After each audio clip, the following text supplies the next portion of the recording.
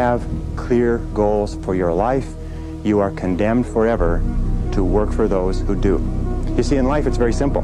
Either you are working toward the accomplishment of your goals, or you're working toward the accomplishment of other people's goals. Very important. Now here's a very simple system that you can use for the first 5 points that we've talked about: goals, plans, priorities, analysis, concentration. It is the ABCDE method. A is the things that you must do, top priority. B is the things that you should do, second priority. C is the things it would be nice to do if you've got all your A's and B's done. D stands for delegate, E stands for eliminate. So when you make a list, the first thing you do is you ABC all your list. A, what you must do, B, what you should do, C, what would be nice to do, and then delegate and eliminate the others. With goals, what you do is this: you make a list of all the things you'd like to accomplish in the next 1 to 5 years. And then you go down the list and write ABC. What you'd love to do, what you'd like to do, what's not that important. Then you take your A goals and you make A1, A2, A3. In other words, your most important, second most important, third most important. And you make a list of all the things you're going to have to do to accomplish your goals. Then you ABC the list. And you say, what are the things I have to do? What are the things I should do? What are the things that would be nice to do to accomplish my goals? And then you put those into the goal list, and then you structure and schedule what you're going to do and implement. This is called the 6-step method. Choose your goals, set priorities. Choose your activities, set priorities, schedule, and implement. If you just do that on a day-to-day basis, that alone can make you a great, great success in life. The way of great success and achievement has always been the same. It is for you to dream big dreams. And when you're dreaming big dreams, there's nothing more important than for you to cast off your own limitations. You must begin dreaming and fantasizing about the wonderful things that you can become and have and do without thinking of all the reasons why it may not be possible. There are 3 keys to living without limits that have always stayed the same. They are clarity, competence, and concentration. Now, clarity means that you are absolutely clear about who you are, what you want, and where you're going. You write down your goals and you make plans to accomplish them. You set very careful priorities, and you do something every day to move you toward your major goals. And the more progress you make toward accomplishing things that are important to you, the greater self-confidence and self-belief you have, and the more convinced you become that there are no limits on what you can achieve. The second key, competence, means that you begin to become very, very good in the key result areas of your chosen field. You apply the 80-20 rule to everything you do, and you focus on becoming a member of the top 20% by focusing on the top 20% of tasks that contribute to 80% of your results. You dedicate yourself to continuous learning. You never stop growing. You realize that excellence is a moving target, and you commit yourself to doing something every day that enables you to become better and better at doing the most important things you do to be successful. Always ask me why I have such high energy. I'm never sick, I never have colds, I never have flus. Even when I had cancer, I never missed a day's work. I worked 5-6 days a week. And there's a good reason for it, and it's the studies that I've done on rest. One of the things I found is that about 60 to 70% of Americans are suffering from what is called sleep deprivation, which means they're getting 5 or 6 hours of sleep a night. What I found is if you're an adult and you're working a busy life, you need 8 hours of sleep per night. And I taught this to my clients, and I would say, how many hours are you sleeping? They'd say 5 or 6. And I said, what you're doing is you're walking around in a state of fog most of the time. So I've trained them to start sleeping 8 hours. And you know what they say? They say it's like waking up after a stupor. They couldn't believe it. For years, they've been going around functioning at half speed. They ate too much, they exercised too little, they were tired when they got home at night, and just by turning off the television and go to bed, what you do is this, is you start to wind down at 9 p.m., and at 10 o'clock you go to bed and get 8 hours of sleep. If you do that for 1 week and you haven't been doing it, it transforms your life. It's my key to high energy, and it's the key to all the successful people I talk to. They all get lots of sleep every night. From wherever they are, can become wealthy if they will do this. You see, everything we are or ever will be is the direct result of the way we think. Human beings are mental organisms. Everything we are or ever will be as the direct result of the way we think, either good or bad. If we improve the quality of our thinking, we must improve the quality of our lives. And there's no other way to do it. In one series of IQ tests given to children ages 2 to 4 years, 95% of the children were found to be highly creative with curious, questioning minds and an ability for abstract thinking. When the same children were tested again at age 7, only 5% still demonstrated high levels of creativity. In the ensuing years, they had learned to conform. If you want to get along, you better go along, is what they had discovered. They had learned to color between the lines, to sit in neat little rows, to do and say what the other kids did and said, and to do just as they were told. Over time, they lost the wonderful, fearless spontaneity of youth and learned to suppress ideas and insights that were unusual or different. Most of us have had similar experiences. The not invented here syndrome in many large companies is simply the adult version of not rocking the boat. But fortunately, since creativity is your birthright, a fundamental part of your nature, you can tap into it at any time, no matter how long it has been since you really used it. Anyone's herbs and spices, so he put them together in little bags, 1 bag per chicken, and he put his pots and pans in the back of his old car, and he started driving up and down the eastern seaboard, going from cafe to cafe to cafe, to ask them if they would pay him 5 cents a bag for his magical combination of herbs and spices. He called on more than 1,000 restaurants, sleeping in his car week after week, and finally he came across a little restaurant in Toronto that agreed to pay him 5 cents a bag for his herbs and spices back in the 60s. And because of exchange controls, they had to give the money to the Red Cross. That was the beginning of the Kentucky Fried Chicken Empire. We began to sell this recipe more and more. People began to put it on their signs. A major corporation came along and said we could make a real business of this. So they embraced him. They built the franchise. They made him one of the best known people in the world. When he died some years later, he was worth more than $50 million because he never gave up on his dreams. So I don't know if you're 65 and broke and living in your car with pots and pans with no money, but wherever you are, you never give up on your dreams. On procrastination, the starting point is to have everything that you need ready before you begin work. It's much easier to get started if you don't have to run around looking for things. A second thing is to make a checklist of every step in the project.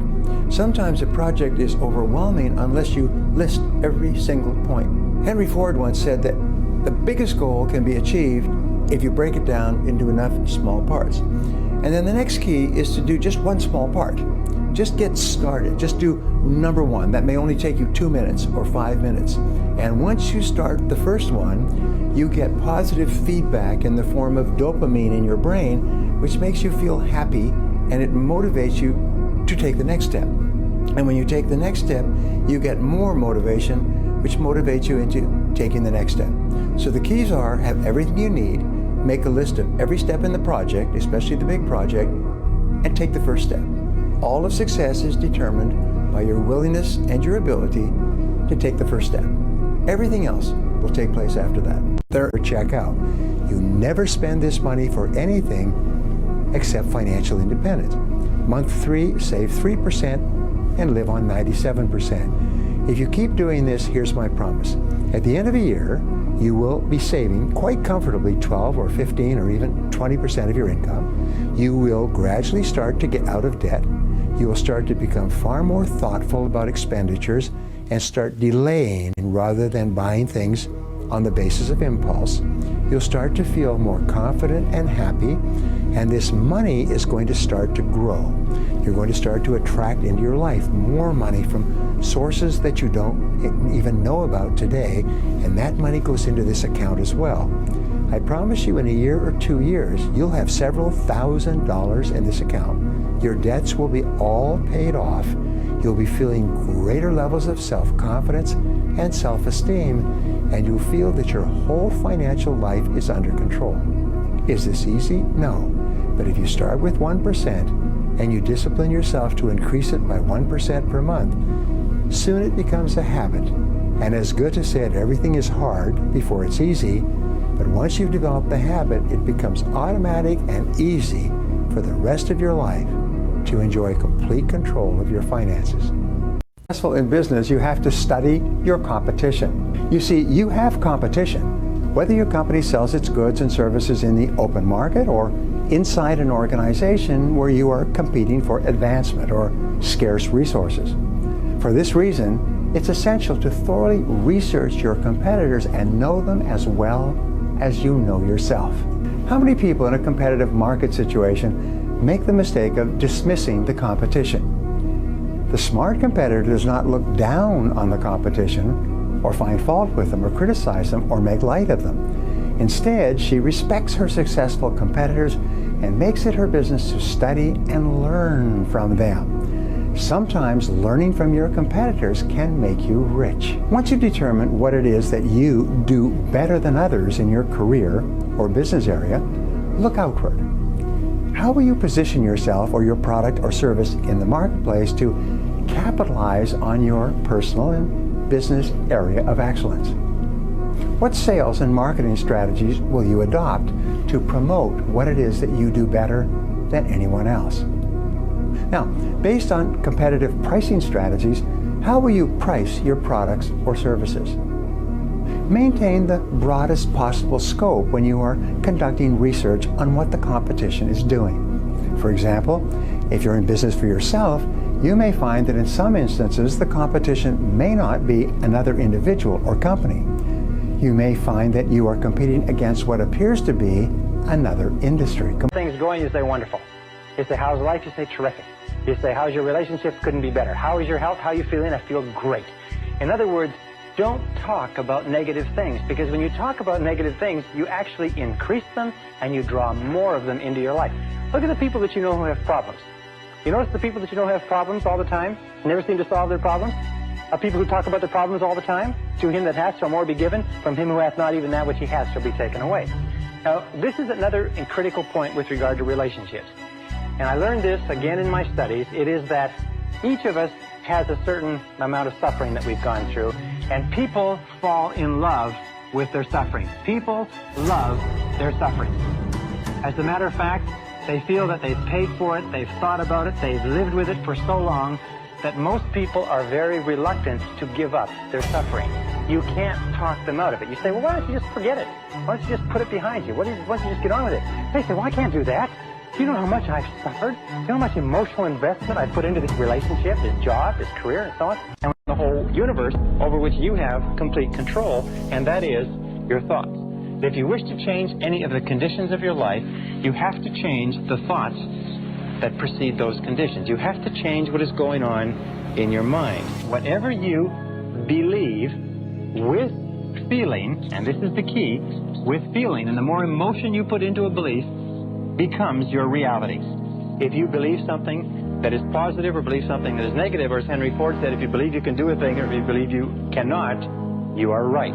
Most of the limitations we have do not exist in reality. They exist only in your own mind. We have a deep down desire inside of us to remain consistent. So we're always trying to view our world, rationalize our world, interpret our world so that it is consistent with what we have already decided to believe. However, if we begin to change our beliefs, we begin to change our realities. Without planning is the cause of every failure. Action without planning is the cause of underachievement. Action without planning is the cause of frustration, time wastage, anxiety, stress, and lack of success in life. So organized plans of action are critical. Now, what is an organized plan of action? An organized plan of action is where you take your goal, you take your objective, and you write out every single step that you're going to have to follow in order to accomplish that objective. You write it out and you list all those plans of action, all of those different activities, and you organize them together into a plan that you can then implement on a day-to-day basis. You decide which has to be done first and which has to be done last, which is more important, which is less important. In fact, the ability to set goals and to create plans for their accomplishment is the master skill of success. If all you learned in life, all you learned in school, was the ability to be a continuous goal setter and a continuous planner, day and night, planning, organizing, planning, writing, thinking about what you're trying to accomplish, you'll accomplish more in a year or 2 years than most people accomplish in 10 years. 4 people that you have to forgive. Number 1 is forgive your parents. Forgive your parents for everything that they've ever done that hurt you. Most of our research shows that almost all of our adult problems trace back to being unwilling or unable to forgive our parents for something that they did that hurt us. Forgive them 100%. Write to them, telephone them, tell them, or at the very least, forgive them in your heart, but forgive your parents. Number 2 is forgive others. Forgive everyone else. Forgive everyone who has ever hurt you in any way for anything. Just let it go. Now, some people say, well, I can't forgive that person because what a terrible thing they did to me. Remember this, that forgiveness is perfectly selfish. Forgiveness has nothing whatever to do with the other person. It has only to do with your peace of mind and with your assuring your own mental integrity. Number 3, forgive yourself. Forgive yourself for every wicked, senseless, brainless. The possibility of failure. Remember that in order to be successful, you have to fail a lot. Thomas J. Watson, the founder of IBM, was once asked by a young man, how could I be successful faster? And he said simply, he said, double your rate of failure. If you want to be successful faster, fail more often. You see, there's a law of probabilities that says the more you fail, the more likely you are to succeed. The less you fail, the less likely you are to succeed. Peter Drucker says you would never hire a person who has not had some major failures in life because they haven't learned anything. So the key is, if you want to be successful, don't be afraid of failure. Has anybody here ever failed, by the way? Have you ever failed? Yes. Did failure hurt you? No. Failure makes you strong. There's an old saying that what doesn't kill me makes me stronger. Failure has made you strong. Failure has developed your character. There's a fear of failure that kills us, and the way that you deal with the fear of failure is once you've decided what your dreams are and what you want to do, act as if it were impossible to fail. Imagine it were impossible to fail. Say, by gum, I can do that, and start to think of all the benefits of achieving that goal, and then act boldly. Confront your fears. Do the thing you fear, and the death of fear is certain. If you do it over and over again, you develop the habit of courage. When you develop the habit of courage, eventually you find you're not afraid of anything. When you're not afraid of anything, your whole world opens up for you like a sunrise on the horizon. Everything becomes possible. You look around, versus what about this, what about that? I can do this, I can do that, I can do this, I can do that. You get to the point where you're willing to do anything except jump out of an airplane. Get away from the losers. Get away from the no-hopers. Get away from the negative people, because these people will drag you down as surely as an anchor would drag you down if it was tied to your leg. If you spend time with losers, you will be a loser yourself. David McClelland of Harvard found that 99% of the failure rate in life could be attributed to associating with people who were going nowhere. Because we're so strongly influenced by the people around us. We talk like them, we walk like them, we take on their attitudes, their values, their beliefs, their expectations, even their self-concepts. If we associate with negative people, critical people, cynical people, lazy people, people who waste their time, we will become exactly like them. Every one of us has the tendency to be like a chameleon. We take on the colorings and the behaviors of the people around us. So it's very important that you make a decision what you want to be like, and you begin to associate with people who are like that. Question. What is the purpose of a business? To make money. To make money. Make a profit. That's what almost everybody says. But do you know what the purpose of a business really is? The purpose of a business is to create and keep a customer. If you create and keep sufficient number of customers in a cost-effective way, the result will be a profit. Do you know what the #1 reason for business failure is in America or any other country? It's low sales. Do you know what the #1 reason for business success is? High sales. The ability to create and keep customers is the key. And by the way, how can you tell? You find that all successful businesses, everybody thinks about creating and keeping customers.